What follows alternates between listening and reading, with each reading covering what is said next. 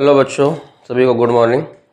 जैसा कि जानते हैं, कल हमने यूनिफॉर्म इलेक्ट्रिक फील्ड के बारे में बताया था आपको। यूनिफॉर्म इलेक्ट्रिक फील्ड क्या होता है, और आज सुबह एक नई टॉपिक के साथ स्टार्ट करते हैं जिसका नाम है नॉन यूनिफॉर्म इलेक्ट्रिक फील्ड। ठीक है, यूनिफॉर्म इलेक्ट्रिक फील्ड देखिए क्या होता है, सिंबल तो दोनों का ई रहेगा।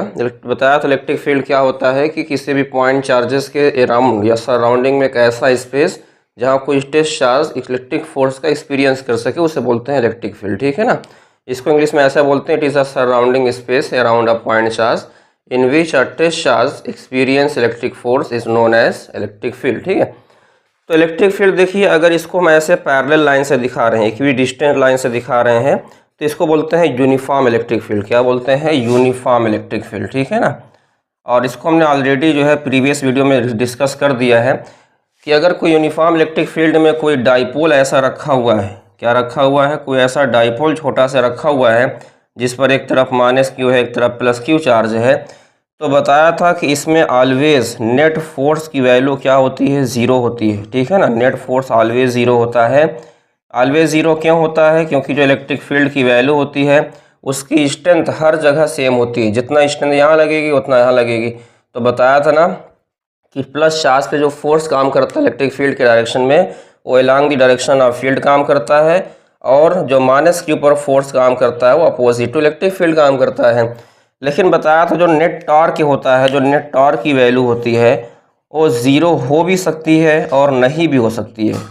अगर लाइन ऑफ एक्शन सेम आ गया तो नेट टॉर्क की वैल्यू ज़ीरो हो जाएगी, अगर लाइन ऑफ एक्शन की वैल्यू डिफरेंट हो गई तो नेट टॉर्क की वैल्यू ज़ीरो नहीं होगी। जैसे मान लो अगर ऐसे रखा हुआ है तो लाइन ऑफ एक्शन सेम, जितना जिधर फोर्स इधर की तरफ लगा रहा है उतना ही फोर्स इधर भी लगा रहा है, दोनों का लाइन ऑफ एक्शन सेम है, मतलब ये रोटेशन मोशन नहीं करेगा। ठीक है, तो यहाँ जो नेट फोर्स जीरो है इसका मतलब ये हुआ, यहाँ पे एक पॉइंट भी नोट कर लिएगा कि नेट फोर्स का जीरो होने का मतलब ये है कि यहाँ ट्रांसलेशनल मोशन नहीं होगा बट रोटेशनल मोशन हो सकता है। ठीक है ना, यहाँ पे जो है इस केस में ट्रांसलेशनल मोशन पॉसिबल नहीं है। ट्रांसलेशनल मोशन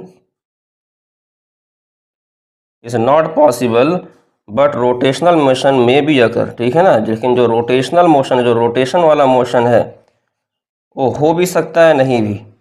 अगर टार्क हुआ तो हो भी जाएगा, नहीं हुआ तो नहीं भी होगा। ठीक है, लेकिन अगर सपोज करिए कोई इलेक्ट्रिक फील्ड ऐसा है जिसकी स्ट्रेंथ, देखिए यहाँ पे हमने कुछ लाइन को ऐसे डाइवर्जिंग नेचर का बना रखा है, तो जहाँ पे लाइन ज़्यादा क्लोज हैं, जहाँ पास पास हैं, वहाँ इलेक्ट्रिक फील्ड की स्ट्रेंथ ज़्यादा है, और जहाँ लाइन थोड़ा दूर दूर है वहाँ इलेक्ट्रिक फील्ड की वैल्यू कम है। सपोज कर लेते हैं कि इसके अंदर एक छोटा सा हमने डाइपोल यहाँ रख दिया, ये डाइपोल है, समझिएगा ध्यान से, ये माइनस क्यू चार्ज है, ये प्लस क्यू चार्ज है।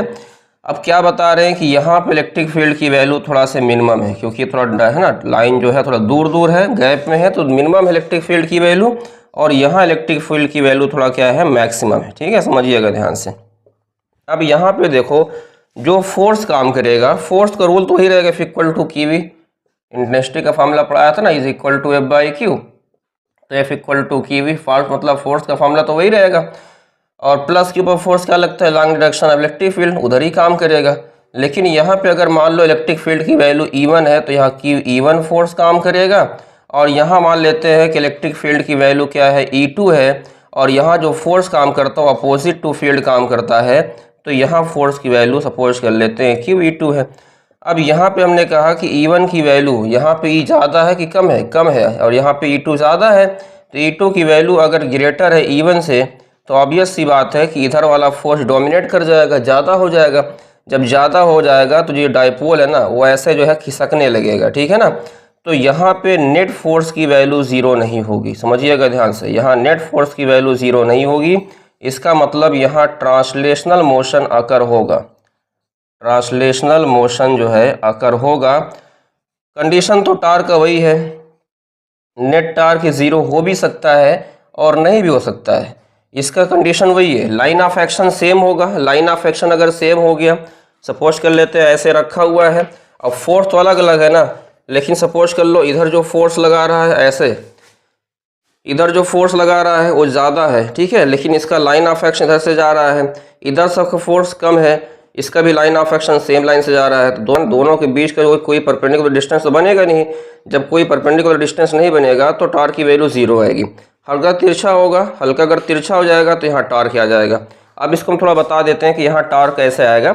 यहाँ तो टार्क निकालना बहुत आसान था, तो कुल मिला के समराइज कर रहे हैं कि यूनिफॉर्म इलेक्ट्रिक फील्ड में नेट फोर्स ऑलवेज जीरो होगा, क्योंकि इलेक्ट्रिक फील्ड की स्ट्रेंथ हर जगह सेम होती है, तो नेट फोर्स कट जाएगा, जीरो आएगा। ठीक है, नेट टार्क जीरो हो भी सकता है, नहीं भी हो सकता है।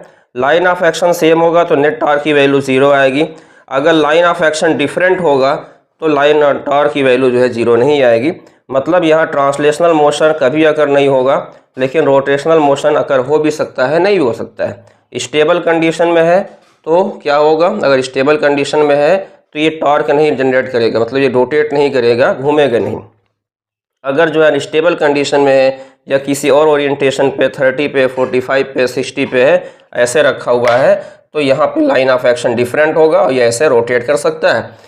यहाँ भी कंडीशन सेम है कि यहाँ पे इलेक्ट्रिक फील्ड की वैल्यू स्ट्रेंथ हर जगह अलग अलग है। हमने बताया ना कि लाइन अगर इक्वी डिस्टेंस होगा तो उसको बोलेंगे यूनिफॉर्म, और यहाँ पे लाइन इक्वी डिस्टेंस नहीं है। ये कौन सा फील्ड है, ये है नॉन यूनिफॉर्म इलेक्ट्रिक फील्ड। एक मिनट, यह कैसा फील्ड है, नॉन यूनिफॉर्म इलेक्ट्रिक फील्ड है। क्लियर कि नहीं क्लियर, ठीक है ना, नॉन यूनिफॉर्म इलेक्ट्रिक फील्ड है।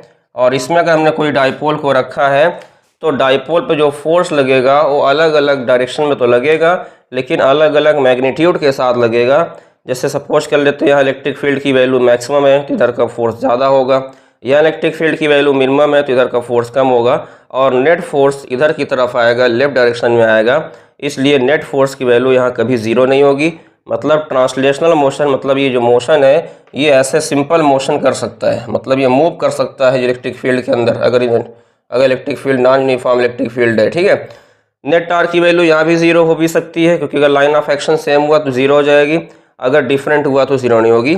अब समझते हैं कि नॉन यूनिफॉर्म इलेक्ट्रिक फील्ड के अंदर हम लोग नेट टार्क कैसे निकालते हैं। अब आइए देखते हैं कि नॉन यूनिफॉर्म इलेक्ट्रिक फील्ड में हम लोग टार्क कैसे कैलकुलेट करते हैं। ठीक है, आपको पहले ही बता दिया कि नॉन यूनिफॉर्म इलेक्ट्रिक फील्ड के अंदर नेट फोर्स की वैल्यू कभी भी जीरो नहीं होगी। ठीक है, क्योंकि यहाँ जो फोर्स लगता है वो अपोजिट तो लगता है, लेकिन मैग्नीट्यूड में क्या होता है, अलग अलग होता है। अलग होने का रीज़न क्या है, क्योंकि इलेक्ट्रिक फील्ड कैसी है, नॉन यूनिफॉर्म इलेक्ट्रिक फील्ड है। इसमें एवरी पॉइंट पे, सभी पॉइंट पे जो है, सभी पॉइंट पे इलेक्ट्रिक फील्ड की वैल्यू अलग अलग आएगी। यहाँ पे अलग आएगी ना, यहाँ पे अलग रहेगी। इसलिए कहा कि यहाँ का फोर्स की भी E1 है, यहाँ का फोर्स की भी E2 है, तो यहाँ नेट फोर्स की वैल्यू कभी कैंसिल नहीं होगा। अपोजिट तो है, डायरेक्शन तो अपोजिट है, लेकिन अगर ये E2 की वैल्यू ग्रेटर है, E1 की वैल्यू कम है, तो ये वैल्यू ज़्यादा हो जाएगी, ये वैल्यू कम हो जाएगी और नेट फोर्स जीरो नहीं आएगा। अब यहाँ पे बताया था कि अगर लाइन ऑफ एक्शन सेम नहीं होगा तो टॉर्क भी आएगा। अगर ये ऐसे रखा था तो लाइन ऑफ एक्शन सेम था तो टॉर्क नहीं आ रहा था, मतलब घूम नहीं रहा था। अभी चूंकि ऐसे रखा है तो एक फोर्स इधर लगा रहा है जो इसको इधर की तरफ घुमाना चाह रहा है, एक फोर्स इधर लग रहा है जो इसको इधर की तरफ घुमाना चाह रहा है। ठीक है ना, तो हमने ये कुछ ऐसे डायग्राम बना के रखा हुआ है कि ऐसे ये सुनिएगा, ये डायपोल मोमेंट रखा है, ये किसी एंगल थीटा पे रखा हुआ है। इलेक्ट्रिक फील्ड का डायरेक्शन है वो कंटिन्यूअसली चेंज भी हो रहा है, लेकिन यहाँ डायरेक्शन को हम कांस्टेंट लेके चल रहे हैं। ठीक है ना, क्योंकि अगर ऐसे लेंगे तो निकाल नहीं पाएंगे, कैलकुलेट नहीं कर पाएंगे, समझिएगा ध्यान से। तो हमने कहा कि यहाँ पे हमने ऐसे डायपोल मोमेंट बना दिया। ये पूरी डिस्टेंस क्या होती है डायपोल की, 12 होती है। एल इधर दिखा दिया, एल इधर दिखा दिया, और जो ये बीच का मिड पॉइंट है इसको हमने एक्सिस ऑफ रोटेशन मान लिया कि इसी एक्सिस ऑफ रोटेशन के अबाउट ऐसे घूमेगा। जो बीच वाला पॉइंट है इसको एक्सिस ऑफ रोटेशन मान लिया। एक फोर्स इधर की V1 काम कर रहा है, एक फोर्स इधर की V2 काम कर रहा है। ये बीच वाला पॉइंट एक्सिस ऑफ रोटेशन है, किसी एक्सिस ऑफ रोटेशन के अबाउट घूमेगा। तो E1 का जो परपेंडिकुलर डिस्टेंस होगा इस एक्सिस ऑफ रोटेशन के साथ, उसको हमने D1 ले लिया। जो E2 का इस एक्सिस ऑफ रोटेशन के साथ, ऐसे एक्सिस ऑफ रोटेशन ठीक अंदर की तरफ जा रहा है, इसका जो परपेंडिकुलर डिस्टेंस होगा इसको हमने D2 नाम दे दिया। हमने कहा जो E1 है वो क्लॉकवाइज घुमाना चाहेगा, इधर की तरफ घुमाना चाहेगा, ऐसे क्लॉकवाइज है ना, ऐसे क्लॉकवाइज घुमाना चाहेगा। ये भी इधर की तरफ क्लॉकवाइज घुमाना चाहेगा। तो दोनों का जो टार्क है वो डायरेक्शन सेम है, मतलब τ1 प्लस τ2 हमने दोनों डायरेक्शन सेम है, तो हम उठा के ऐड कर दिया। ठीक है, अब इसके बाद निकाल लेते हैं τ1 की वैल्यू क्या होगी और τ2 की वैल्यू। जो पढ़ाया था टार्क का formula force into perpendicular distance, उसी से निकालेंगे, कोई ठीक है नया तरीका नहीं लगेगा। अब इसको इरेज कर देते हैं, इसको हटा रहे हैं। ठीक है, तो देखिए इसके बाद हमें क्या करना है, τ1 की वैल्यू बताओ कैसे लिखेंगे, समझिएगा ध्यान से। तो फोर्स क्या है, पहला वाला बोलो E1 है, लिख दिया। परपेंडिकुलर डिस्टेंस, इस फोर्स का इस एक्सिस ऑफ रोटेशन के साथ, ये लाइन ऑफ एक्शन पहले फोर्स का है और ये एक्सिस ऑफ रोटेशन है। ठीक है ना, तो इसके साथ कितना डिस्टेंस है परपेंडिकुलर, D1 है, तो हमने लिखा D1 लिखा। प्लस में QE2 लिखा, और इसके साथ कितना डिस्टेंस है परपेंडिकुलर D2 है तो D2 लिख दिया। अब ला के बस वैल्यू पुट कर देंगे तो टाउ नेट या नेट टॉर्क कितना आएगा बताइए। तो E1 क्या इलेक्ट्रिक फील्ड की इंटेंसिटी है, D1 की वैल्यू हमने पहले बता रखा है। देखो ये L है, इधर की तरफ कंपोनेंट कास में आएगा, इधर की तरफ साइन में आएगा, इधर की तरफ जिधर थीटा होता है उधर की तरफ कास में आता है, जिधर नहीं होता उधर साइन में आता है, ठीक है। तो ये इसके पैरेलल है तो ये साइन में आएगा, या साइन का फॉर्मूला लगा सकते हैं आप लोग चाहे तो, साइन थीटा का फॉर्मूला लगा लीजिए, परपेंडिकुलर अपॉन हाइपोटेनस, तो D1 की वैल्यू आ जाएगी L साइन थीटा, ठीक है ना। तो D1 की वैल्यू कितनी आ गई बताइए, L साइन थीटा आ गई। अब इसको आगे इरेज कर देते हैं हम। ऐसे ही बताओ वैल्यू रखेंगे, QE2 लिखा है, इसको लिखा दीजिए, ठीक है। D2 की वैल्यू भी क्या लिखी है, L साइन थीटा, ऐसे हमने नोट कर लिया। अब इसके बाद बताइए फिर कितना निकल के आएगा नेट टॉर्क की वैल्यू। तो नेट टॉर्क की वैल्यू यहाँ से कुछ कॉमन है, Q भी कॉमन है, L साइन थीटा भी कॉमन है, तो इसको कॉमन ले लेते हैं, QL साइन थीटा, ठीक है। और अंदर क्या बचेगा, E1 प्लस E2, क्या बचेगा बताइए, E1 प्लस E2। तो ये हमारा नेट टॉर्क का फॉर्मूला निकल आया कि अगर हमें नॉन यूनिफॉर्म, किसमें, नॉन यूनिफॉर्म इलेक्ट्रिक फील्ड में हमें नेट टॉर्क निकालना है तो ये फॉर्मूला लगा देंगे, QL sine theta E1 plus E2, ठीक है। थीटा क्या है, किसी भी इंस्टेंट, किसी भी टाइम डाइपोल मोमेंट समझते हैं ना, जो -Q2 प्लस Q होता है, उसका इलेक्ट्रिक फील्ड के साथ डायरेक्शन। अब चूंकि देखिए डायरेक्शन तो लगातार चेंज हो रहा है, लेकिन किसी इंस्टेंट पे, किसी टाइम, ठीक है ना, जो डायरेक्शन होगा उसी को थीटा ले लेंगे।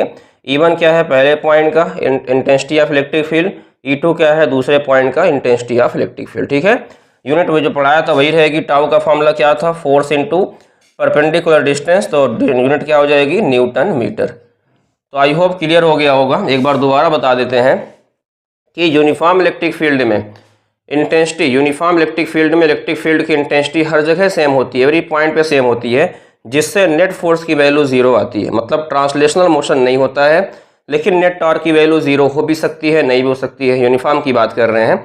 0 हो जाएगी तो रोटेशन नहीं आएगा, 0 नहीं होगी तो डायपोल रोटेट कर जाएगा, ठीक है। जब बात होगी नॉन यूनिफॉर्म इलेक्ट्रिक फील्ड की, तो वहाँ पे क्या होगा बताइए, नॉन यूनिफॉर्म इलेक्ट्रिक फील्ड में नेट फोर्स की वैल्यू कभी 0 नहीं होगी, लेकिन नेट टॉर्क की वैल्यू 0 वहाँ भी हो सकती है, वहाँ भी नहीं हो सकती है। 0 तभी होगी जब लाइन ऑफ एक्शन सेम होगा, और 0 तब नहीं होगी जब लाइन ऑफ एक्शन डिफरेंट होगा। इसको हम कंक्लूजन बना के नोट कर देते हैं, इसको आप लोग नोट कर लीजिए। अब इसको नोट कर लीजिए, इसको इरेज कर देते हैं।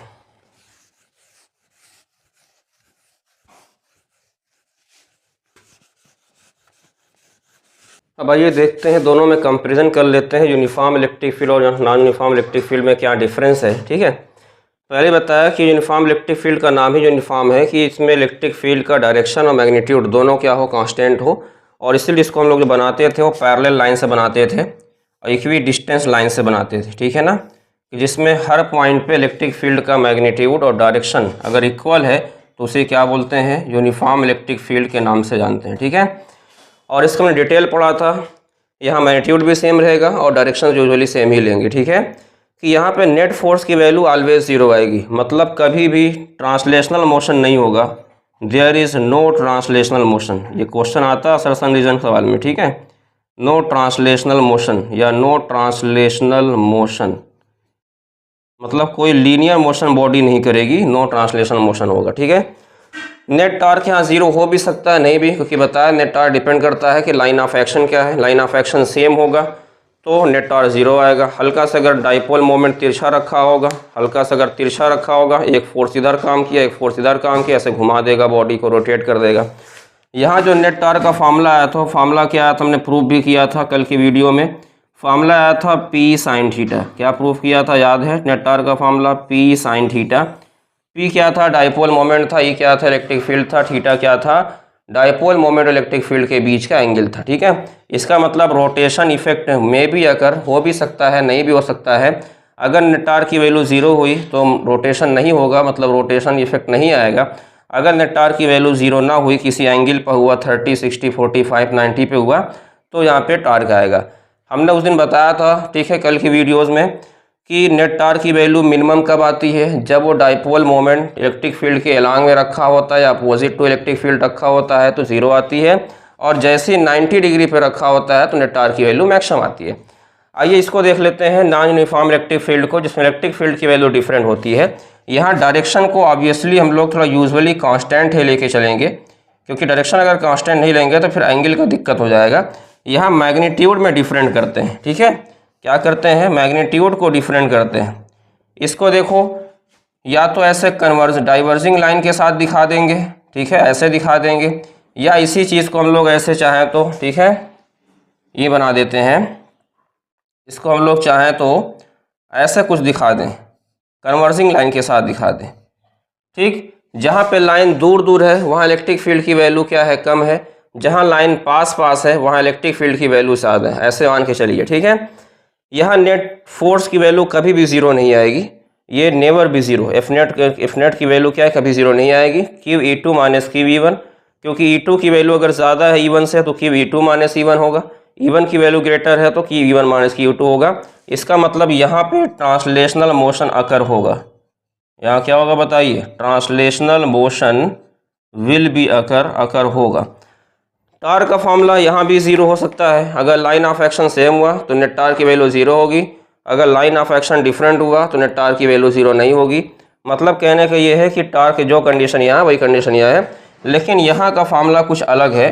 अभी हमने पीछे जो है इसके पीछे स्लाइड में हमने टार्क का फार्मूला प्रूफ किया था जो नॉन यूनिफॉर्म के लिए। फार्मूला कुछ आया था क्यूएल साइन थीटा, क्या आया था, QL sine theta E1 plus E2, क्या निकल के आया था, E1 plus E2, QL sine theta E1 plus E2। इसमें ध्यान, इस बात को ध्यान में रखिएगा, इस बात को इसमें ध्यान में रखिए कि यहाँ पे एंगल को हम कांस्टेंट लेके चल रहे हैं। एंगल को हमने किसी भी इंस्टेंट, किसी भी टाइम कांस्टेंट लिया हुआ है। मैग्नीट्यूड में वेरिएशन ले रहे हैं लेकिन एंगल को क्या ले रहे हैं, कांस्टेंट, तब जाके ये फॉर्मूला प्रूफ होगा।